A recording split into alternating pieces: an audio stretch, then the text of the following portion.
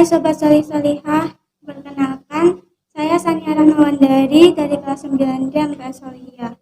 Jadi kali ini kita kedatangan juara 3 KSM di bidang IPS, yaitu Mbak Isna. Mbak Isna, silahkan bisa perkenalan diri. Hai, perkenalkan nama saya Isna Nifamayatul Fikroh. Saya dari kelas 9D MTS Solihah, biasa dipanggil Isna. Kali ini kita ingin membahas KSM atau Kompetisi Sains Madrasah. Nah, gimana kabarnya Mbak Isna? Alhamdulillah baik. Akhir-akhir ini kesibukannya apa nih? Kalau kesibukan sendiri sih lebih ke hafalan Al-Quran ya, soalnya kan ini mendekati ujian tahfidz, jadi harus dipersiapkan dari jauh-jauh hari. Gimana nih perasaannya setelah tahu bahwa kamu menang juara 3 di KSM? Ya, alhamdulillah pastinya senang dan bangga bisa membanggakan kedua orang tua dan mengharumkan nama sekolah. Sebelum menang KSM ini mungkin pernah ikut lomba lainnya? Dulu pernah waktu kelas 8 mengikuti lomba OSN, Olimpiade Sains Nasional bidang IPS, tapi waktu itu memang belum juara karena memang gak ada niat, dan dulu tuh aku gak suka banget sama yang namanya sejarah karena terlalu panjang, lebar, jadi kayak ribet aja gitu. Tapi setelah itu waktu disuruh KSM yang kedua kalinya, aku mulai mikir nih, masa sih untuk yang kedua kalinya aku gak ada effort sama sekali. Nah, situ aku mulai berpikir, mungkin sekarang aku harus mulai belajar sungguh-sungguh untuk mengikuti lomba tersebut. Selain itu mungkin ada faktor-faktor yang bisa buat kamu menang KSM ini? Kalau faktor sih lebih ke support orang tua dan teman-teman sekitar sih. Selain itu, buat sampai titik ini kan nggak gampang ya. Pasti ada belajar giat buat jadi juara 3. Mungkin ada metode khusus yang dipakai buat belajar? Kalau metode khusus sih nggak ada. Palingan aku cuman baca, hafalan, dan ingat-ingat aja sih seperti manusia pada umumnya. Selain metode belajar itu mungkin ada tips and trick buat menang di KSM menurut Mbak Isna? Ada nih, yang pertama, belajar dari hal yang dasar dulu baru ke hal yang rumit. Jadi gini, misal kamu mengikuti lomba tingkat SMP, kamu harus pelajari tingkat SMA.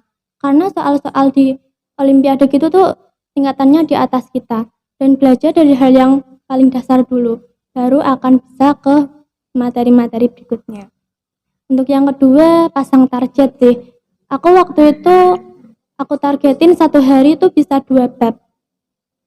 Jadi kan kalau ada target kan otomatis kita akan berusaha untuk memenuhi target tersebut dan tidak menyepelekan gitu kan. Selain itu, selama ini kamu belajar sendiri atau ada mentornya nih? Kalau aku ada mentornya sih. Beliau bernama Bapak Sofiani SE dan Bapak Mahfudi MPD. Biasanya beliau ngasih soal Olimpiade tahun kemarin, latihan soal, dan buku-buku Olimpiade gitu. Nah, kan buat belajar jadi ikut lomba KSM ini kan nggak cepet-cepet banget ya.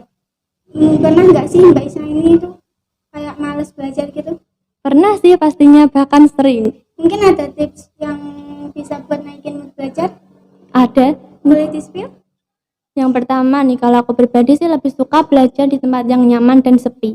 Karena kalau kita belajar di tempat yang nyaman tuh otomatis otak kita tuh lebih mudah menerima apapun itu. Terus yang kedua itu sambil nyemil.